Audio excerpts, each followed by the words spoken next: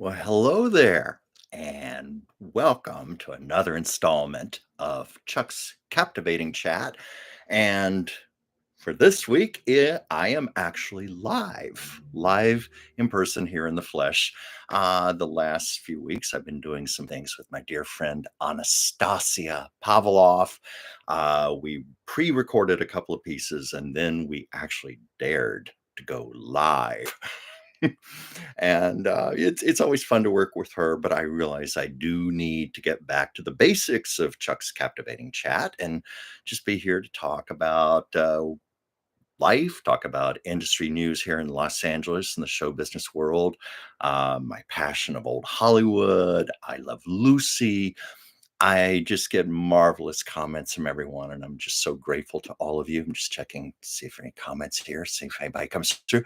Um, I'm making friends out there, genuine friends. I'm having wonderful discussions with people, um, writing back and forth. Also because, I work as Dr. Whimsy Anderson's personal assistant, and I do her show on Tuesdays, Taco Tuesdays. I have a nice crossover of people who come over to my channel, and part of my work with Dr. Whimsy is to make phone calls to clients on her behalf, courtesy calls, call in with her patients, her psychic intuitive clients, and chat. And so I get feedback about my show, her show, our show, and it's lovely, lovely. They're just beautiful people out there. I've mentioned that, oh, maybe there's that 1.5%. Somebody will write a nasty little comment or something. But, I've been talking with other people who do this type of thing. And that just is par for the course. And I guess the important thing is to not feed into their need for a dopamine rush. you know, to not take the bait when people make a little comment. But no, everything is usually just lovely. And I love it when people start asking me questions. When I bring up a topic about something that happened with I Love Lucy or another great old star, people want to know more, or people have their feedback and they actually give me some things that I learn from. And I've had people even suggest topics for future videos for my channel, Chuck's Captivating Chronicles. Um, you may see a number of, shall we say, reruns in my videos right now. And the reason I'm doing that, or for one, I've been doing this since July of last year.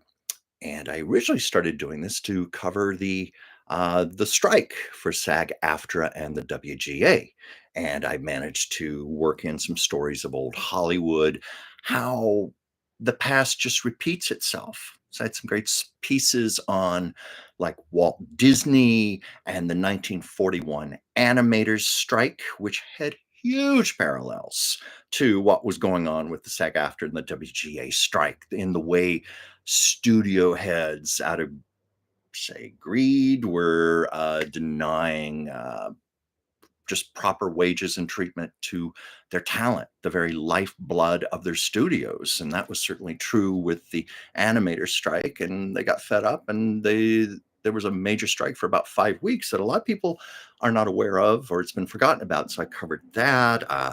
I had stories about that my dear friend Evelyn Keyes had told me, who was a major movie star back in the 1940s, told me about her experiences with writers and with Harry Cohn.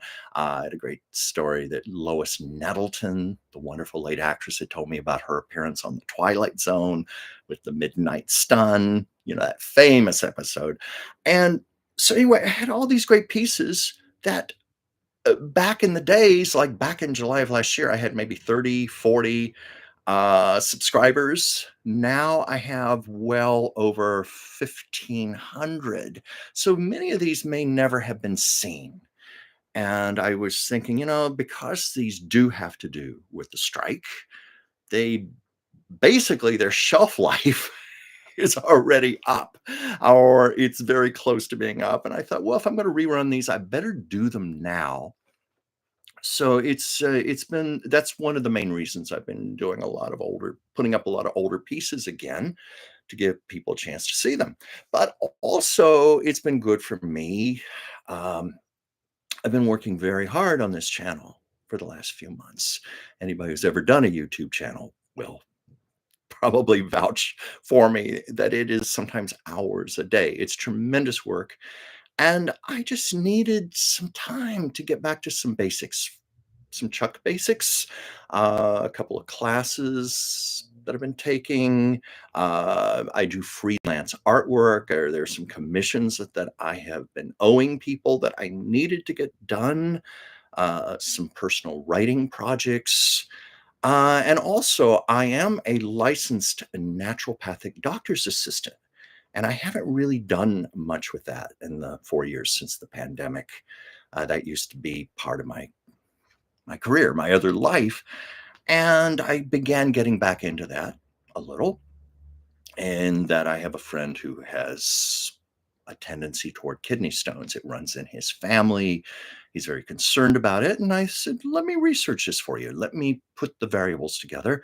And it just consumed me for about the last 2 weeks. I forgot how much I just love research. I love medical research. It took me back to the days when my dear friend, Dr. Whimsy Anderson, was training me to be an NDA. I forgot how much I just adored this. And frankly, better than television. It's so entertaining to me. I love research because it's like finding little pieces, little puzzle pieces, like a great detective mystery, going out finding these pieces and then seeing how the pieces fit together. And also, I would find that for every answer, there would be like five more new questions to ask, which would take me down other directions. So this has been fun. It's taken a lot of my time, a lot of my energy, but it's a passion for me. And now I'm just typing all this stuff up, trying to eliminate the redundancy and put together this story for my friend and hopefully give him some peace of mind about something that's been bothering him, which is what I love doing. I love being of service to people. I love doing good. I like taking my talents for the betterment of others. So that's been my life. But yeah, I've been shooting some new pieces. Don't worry, I'll have some more stuff up soon, or I'll start mixing it in with some of these older pieces because I looked back on some of the pieces and I thought, yeah, they deserve to be seen by more people. I'm proud of a lot of what I've done.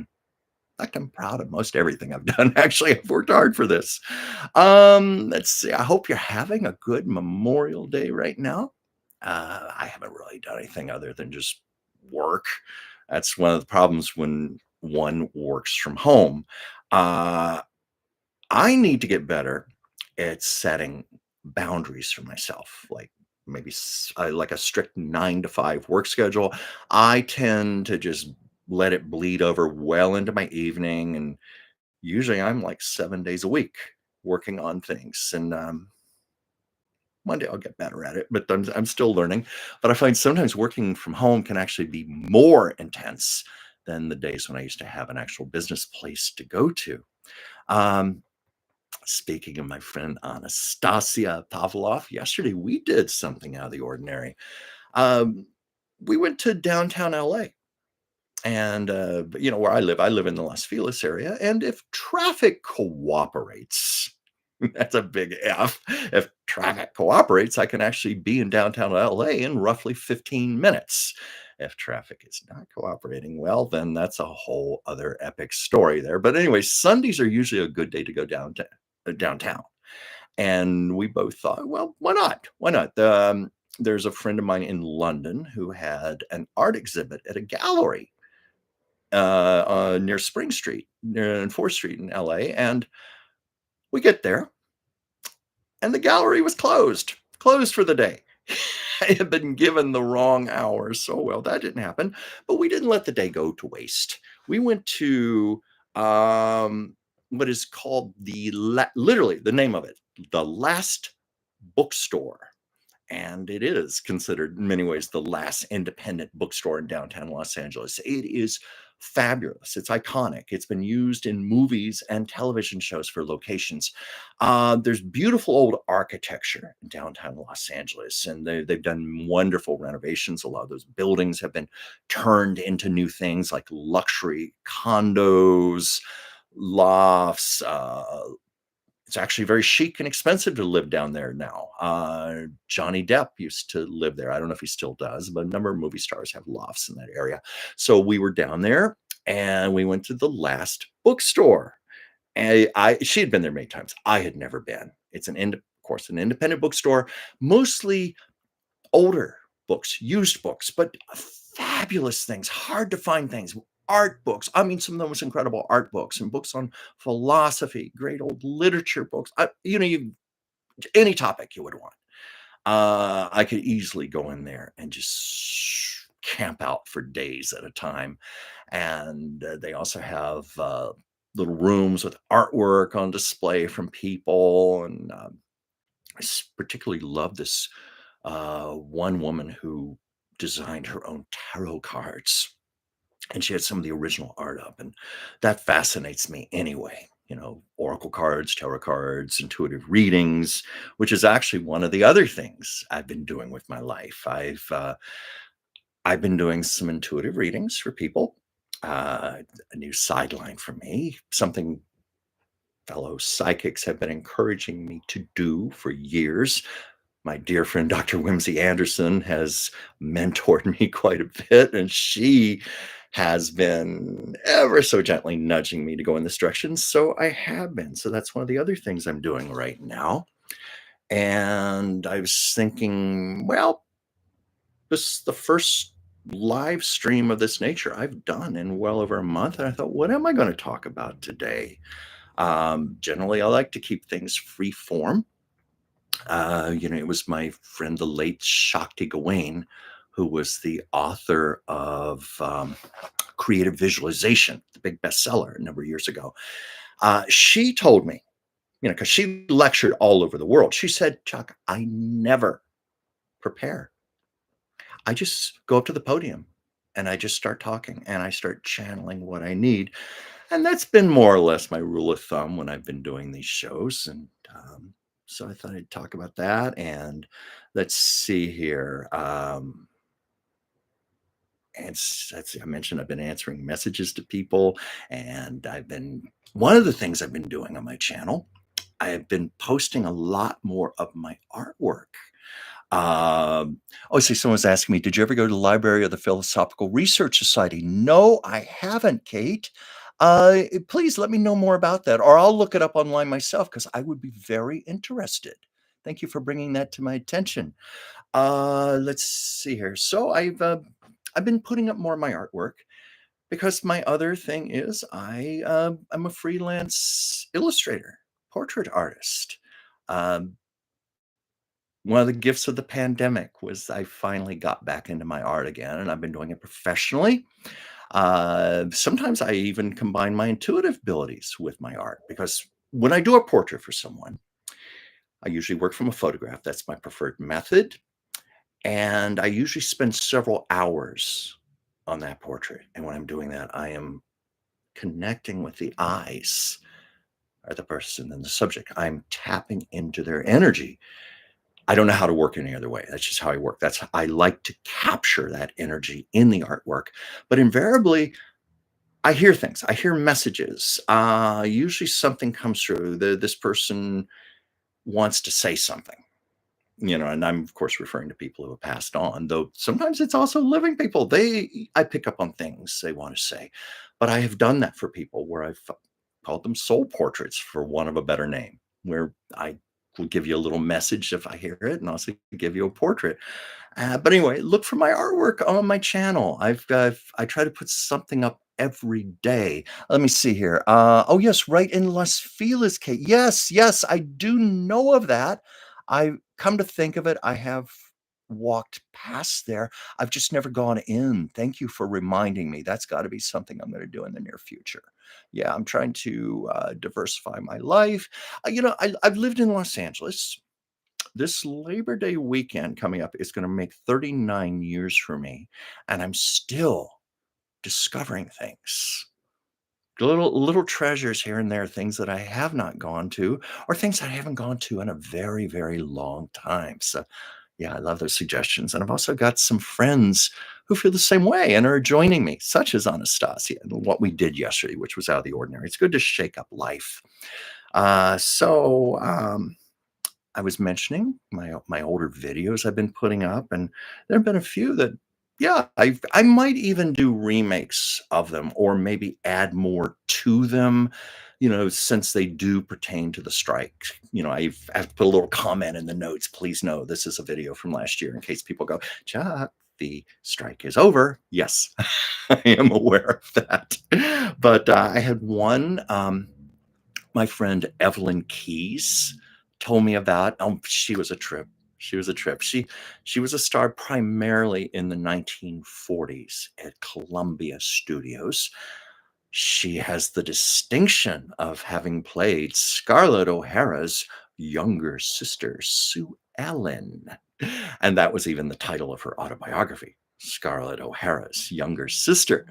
Um, so I always loved being able to say, I had a friend who was in Gone with the Wind. But anyway, she was telling me about Harry Cohn, who was the head of Columbia Studios. Now, Harry Cohn was considered, to put it politely, an SOB, son of a bitch. I mean, people did not like him. He had a reputation for just being a hard ass, difficult to deal with, um, unpleasant, but Evelyn adored him.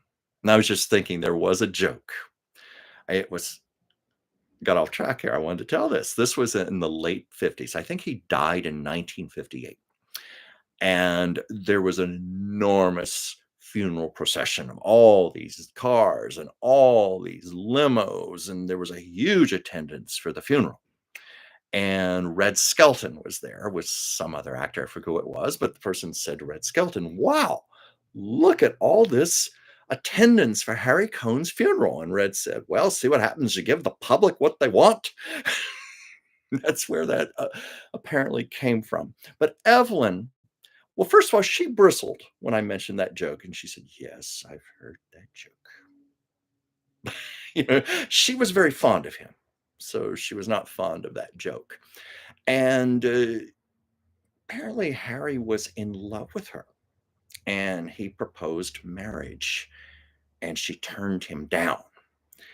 And a very vindictive Harry made a point to not help Evelyn with her career any further. He said, you will never be a bigger star than you are right now. I will see to that. So Evelyn paid a price. And Evelyn also laughed and said, Chuck, I was not bright because I could have owned half of Columbia Studios. But anyway, she was telling me, this was a piece I did on the writers of old Hollywood because so much attention had been given to the actors with the SAG-AFTRA. I thought the WGA deserves some attention. They deserve their own story. So I remembered what Evelyn told me. She was often at Harry Cohn's home for dinner. And Harry had this big, long dining table, just enormous. And he would sit at the head of the table like the stereotypical movie mogul of the 1930s and 40s, where he had four telephones in front of him at the head of the table. But she said every night she went there, he surrounded himself with writers. He wanted writers at his dinner table. He wanted writers to just wine, dine, and start talking because Harry was smart. Harry knew that was the lifeblood of his movies, the lifeblood of his studio. This is where it all came from. Harry knew to treat his writers well, and he encouraged them to talk and just start throwing ideas out right and left. And many times these ideas would start snowballing, and sometimes they would end up becoming movies. And Evelyn, because she later became a very fine writer in her own right, that was always in her, that love. She said she was just in heaven sitting there listening to that. And I once asked Evelyn the question. Now, I know this maybe is a little general and maybe putting down the movie industry of today, but I said, Evelyn, you come from the era, the golden era of Hollywood, all those great, great movies. And so many movies today are cold, antiseptic. They're based on demographics. They're frankly geared to 13-year-old boys, because they tend to buy a lot of movie tickets. And Evelyn said, yeah, it's like studios today are run by lawyers and statisticians. And she said, in my day, yes, the movie moguls like Harry Cohn, Louis B. Mayer, Jack Warner, Daryl Zanuck. Yes, of course they were in it to make money, to make a profit. But she said, Chuck, they loved movies. They loved storytelling. They loved actors. They loved the whole process of it. And that love permeated into the movies. So I thought, yeah, that was great. And I thought it was important um, because the writers were striking last year because for all their contributions, they weren't really being appreciated properly. They were not making proper wages, getting proper compensation. Many of these people are not rich. They're just wanting to put food on their table, wanting to pay their mortgages, pay their rent. And so, yeah, things just come full circle. History just keeps repeating itself. And certainly in a town like Hollywood, and let's see, I also had another video on there. Yeah, I look for this stuff. I'm proud of these things.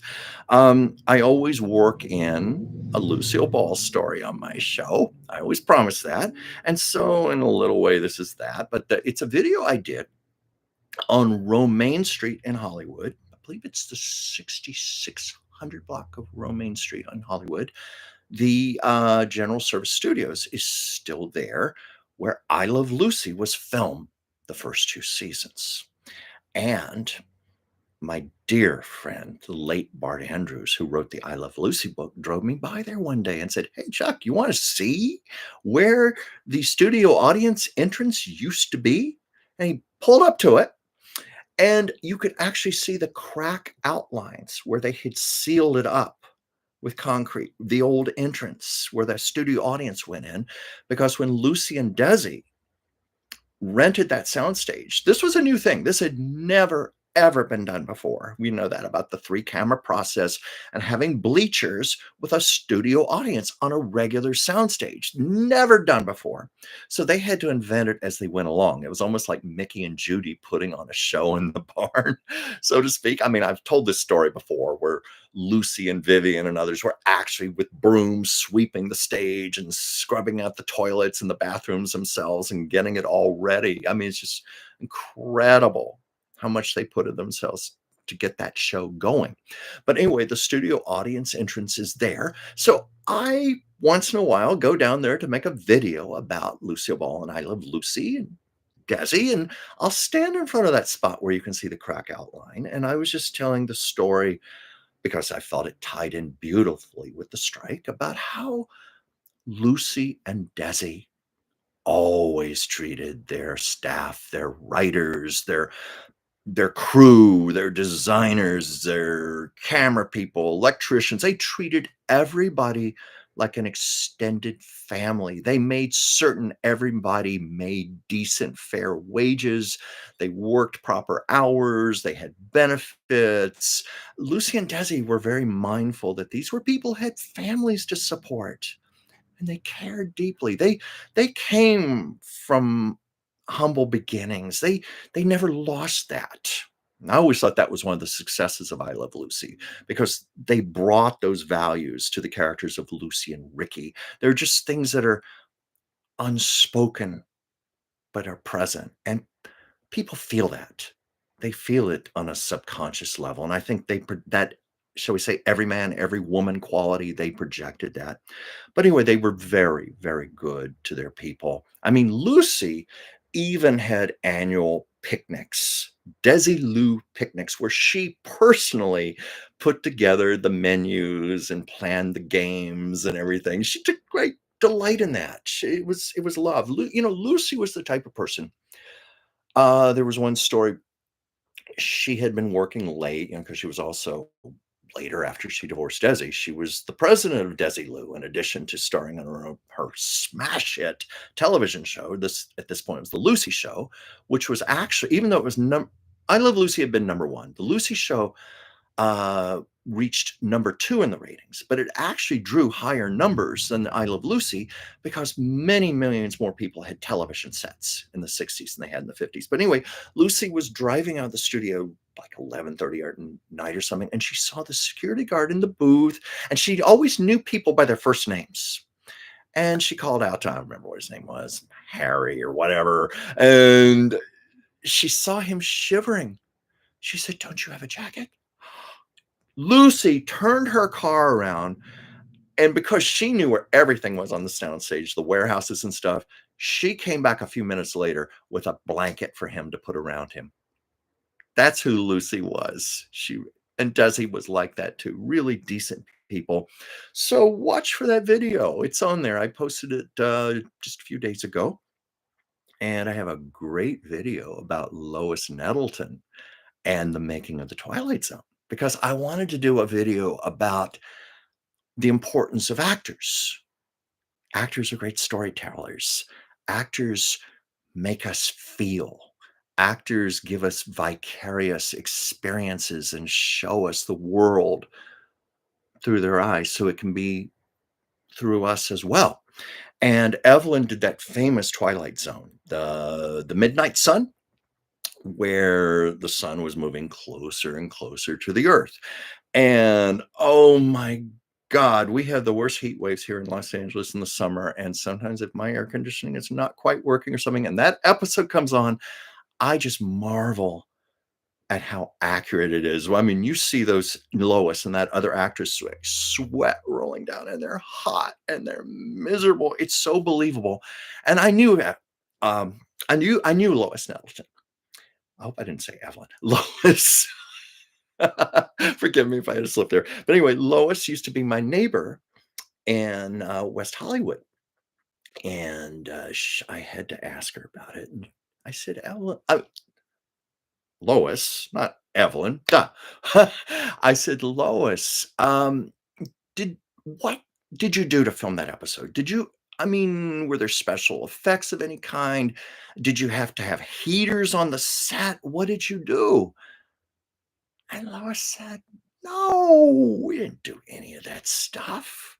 Oh, yeah, we had a makeup artist between takes. She'd come with a pump bottle of water, and she'd sprit us down, make us look like we were sweating, and we would shut down the air conditioning for a little bit at a time when we'd be filming the scenes, so the studio lights would heat things up a little more than they should be. But she said, "Chuck, we were just damn good actors. We were performing, we were acting. We made people believe that." Oh, let's see here. Diane, hi. Hi. Thanks for joining. Yeah.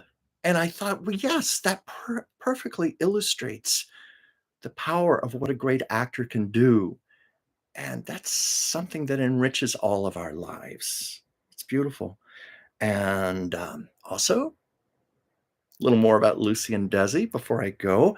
I have a couple of pieces that I did um, in front of Lucille Ball's house on Ogden Drive in West Hollywood. This was the first home she ever had in Hollywood. She and her brother Fred literally saved up their pennies. They had to work so hard. This was when Lucy was just a little contract player, first at Goldwyn Studios and later Columbia, and Fred was working in a nightclub. I think that might have been the Trocadero. I'm not sure. He was working, but anyway, they were not wealthy, but they were saving up their money because their dream was to bring their family out to join them, to bring their mother, to bring their cousin Cleo and their grandpa Fred C. Hunt. They wanted the family reunited, and so they worked very hard to rent that house on Ogden Drive.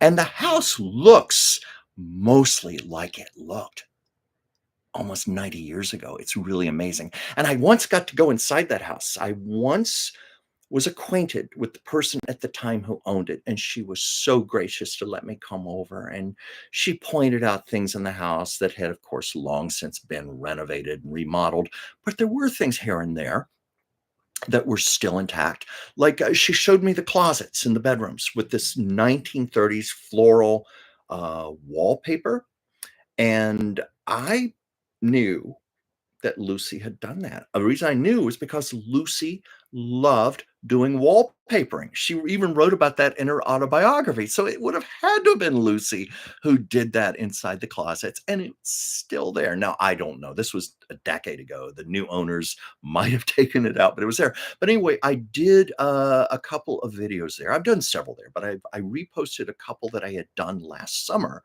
because I thought it tied in with the actors and writers strikes, because Grandpa Hunt was a big believer in unions. And this created a lot of trouble for Lucy later on, because part of that was he had strong socialist beliefs and also was a registered member of the Communist Party. And back in the 30s, that wasn't that big of a deal, not like it would be in the 1950s. He insisted that the entire family register as communists, including young, naive Lucy, who, when she signed that piece of paper, had no idea of the hell that was going to break through in her life and Desi's in the early 50s during the height of the McCarthy era, when Lucy was accused of being a subversive communist. But that's a whole other story, and I can do a lot of pieces about that, but I thought that would be fun. I have stories about Grandpa Hunt in these two pieces, including the story of the time he took an axe and chopped down a tree in the front yard that was blocking his view. And Lucy had a brand new red convertible that she had been saving up her money for a long time, finally got it. Guess what? The tree went down right on top of her car, and it was never the same again. And if you go to that house, and you'll see it in the video, you see these larger trees, and then you see a tree in front of the house that's considerably smaller. Obviously, that was the replacement tree. Well, that was the spot where it happened. Let's see, I have a comment here. Oh, Mary, thank you for watching me all the time. Let's see, did I ever see or talk um, to German in Venice? He is on YouTube. I think the two of you should do a show together. You both know a lot of interesting Hollywood. Well, no, I have to say I'm not familiar, but I will look this person up. Thank you for the suggestion. Yeah, I'm always up for meeting people who love old Hollywood as much as I do. There aren't a whole lot of us. But we're here, and I'm right here in the heart of Hollywood. And the great thing about it is, in doing my videos, I have got so many incredible locations to shoot from.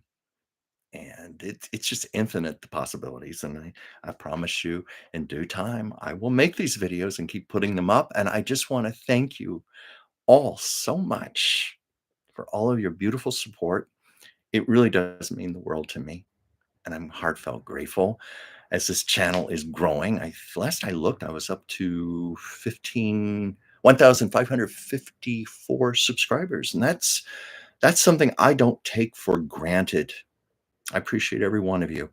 So I'm going to sign out for just now. I'll be back next Monday. I don't know what that show's going to be, but I'll see you next week. Let's see. Oh, Pam, hi. Thank you for joining. Oh, don't worry about being late. Goodness. You've got enough going on in your life right now. I won't go into it here. But several people I know are going through some trying times right now. It'd be interesting to know what's going on astrologically. Oh, here's another message. Oh, wait. Kate said Scott on Tape is another great YouTube. He's visiting the Roosevelt Hotel soon.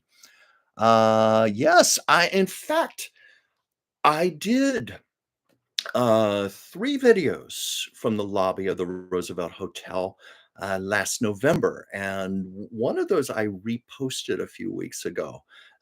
Boy, there are a lot of stories there. I tied it in at the time. I was doing pieces on haunted Hollywood, ghost stories, that type of thing.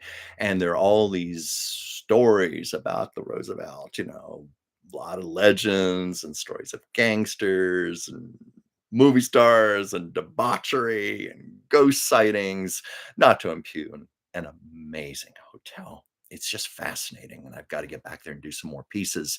That's assuming they'll let me do it. I mean, some places aren't too keen on a person going in with a phone and start photographing and talking and stuff, but that's how I do my pieces.